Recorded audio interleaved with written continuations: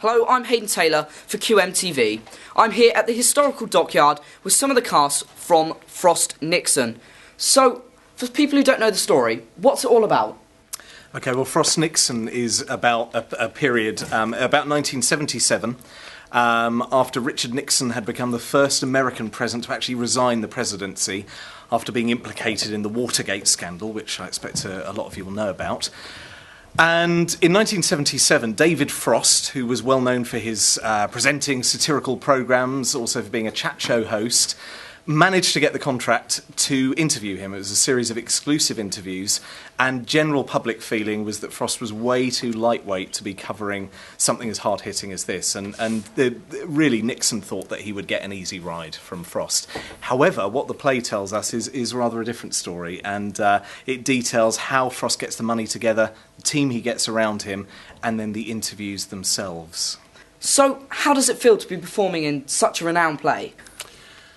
Well, it's incredible. The script by Peter Morgan just lends itself to pace. It's a small ensemble piece, so it basically draws everyone together. You've got sort of sides. One side is Nixon's side, one side is Frost's side. There's no division other than that. And, it just basically, it's a lot of alluding to the fact that it's a boxing match. They allude to that several times in the play. And it's just a great small ensemble piece with a lot of impact and a lot of pace. FrostNixon has a real link to America's history. Would you say you've got something out of it, performing something that has such historical importance? Yeah, absolutely. I'd say so. I mean, one of what we've been doing, as Kev said, the script itself is just fantastic. It's an incredible script, but it's so lovely to have so much to draw on. And actually, from the beginning, we've been doing lots of historical research into it as well. So looking at the real events and different accounts of that. And of course, in this case, we have the interviews themselves are available. So we've watched and studied the actual interviews with David Frost and Richard Nixon. So you can't help but be drawn into it, really. It's become, well, it always has been, I think, a real labour of love, certainly for me, and I think for everyone. Yeah, I think the beauty of it as well is people are going to have to choose sides. You can't sit on the fence in this. This one maybe sways a little towards the David Frost side, but different people have different opinions, and so you just basically have to watch and say whose side you're going to be on, who you're rooting for. Yeah, Kev mentioned the boxing match thing before. When Peter Morgan actually pitched this idea to David Frost himself, he said it's going to be like an intellectual Rocky. So it's kind of words and ideas replacing fists and punches. And that's what it's like. It's a roller coaster, this play. So anyone who thinks this is kind of like a dry history lesson, I think will come here and be incredibly surprised, because it's witty and and just to clarify, it is not Frost and Nixon sat in two chairs for an hour and a half. Absolutely. It's all the behind-the-scenes activity, how it all came about, what happened, the research, etc., etc. Yeah. So it's not just two people sat there, in a couple of Reenacting chairs the reenacting the interviews. interviews. It's got pace and it's got, it's unmissable. Absolutely. Yeah. Absolutely. Do you think that the audience will get something from it too? Do you think it's an experience for them? I would hope so. I mean, when I saw it the first time in London back in 2006, I think it was, when it opened, I knew a little bit. I knew David Frost, having grown up watching him on the television. I knew a bit about Watergate and a bit about Nixon. But the great thing about this play is there is that weight of intelligence behind it. You do learn a lot.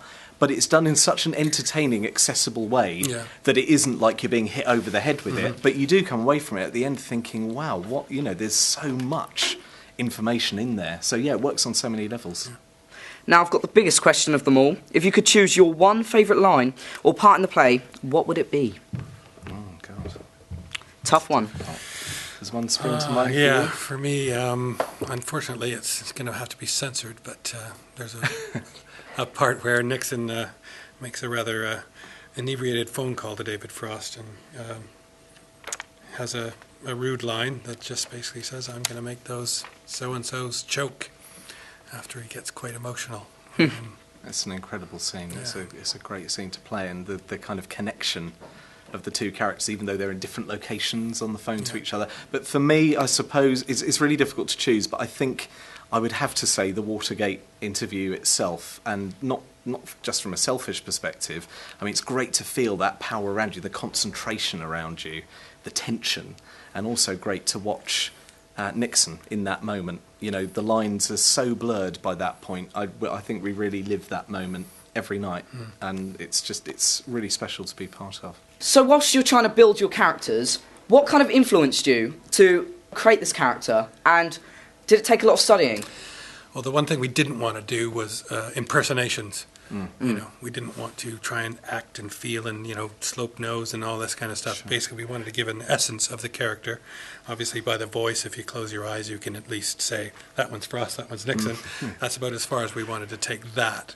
But research, I mean, John Paul gave us quite a lot of information on every character and every person that's mentioned in the script itself. And, you know, we did our own research. I watched the tapes, the actual interviews, and the movie, etc. So, yeah, there's lots to draw on, definitely. Yeah, it's, you know, there's so many different accounts. David Frost has written a book about all of this, so you get, you know, it's interesting to hear his perspective. And one of the key things for me, as well as watching him, was actually he also read an audio book of it. So that's something I've listened to a lot, even if it's for, sometimes it's been for quite long periods, even if it's for 5 minutes a day, you kind of, you know, it kind of seeps into you. And as Kev said, that's not just about thinking, I want to do the voice right. You're gradually just kind of getting his thought process. It's, you know, it's streaming in there. It's been a real pleasure to speak to you. Thank you. Thanks. If you want more info on FrostNixon, please visit the QMTV Facebook page. I'm Hayden Taylor at the historic Dockyard for QMTV.